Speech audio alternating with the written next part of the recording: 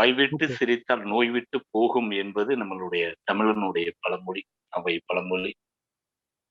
எல்லா நோய்களையும் அழிக்கக்கூடிய தன்மை, எல்லா உணர்ச்சிகளையும் அழிக்கக்கூடிய தன்மை சிரிப்புக்கு மட்டும்தான் இருக்கு.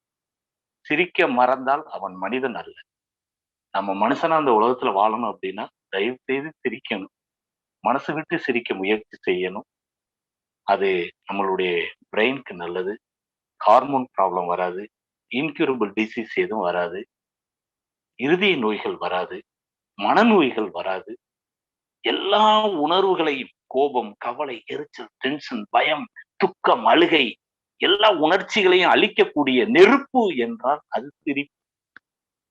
சிரிப்புன்னா நம்மள மனச குளிர வைக்கும். ஆனா எல்லா உணர்ச்சிகளையும் அழிக்கக்கூடிய நெருப்பு. அதனால ரொம்ப ரொம்ப அவசியம் அது. அந்த சிரித்த முகம் என்பதுதான் முகத்தை அழகு பொருந்தியதாக, பிரகாசமானதாக, ஒளி பொருந்தியதாக மாற்றக்கூடிய தன்மை. பிறந்த பச்சை குழந்தையினுடைய முகத்துல நீங்க முதல்ல பாக்குறது என்ன அப்படின்னா சிரிப்பு தான். லேசா அந்த பல்லே இல்ல, ஆனா அது சிரிக்கும். அவ்வளவு அழகா இருக்கும். அந்த மாதிரி அற்புதமானது. சிரிக்க மறந்துடாதீங்க. நன்றி.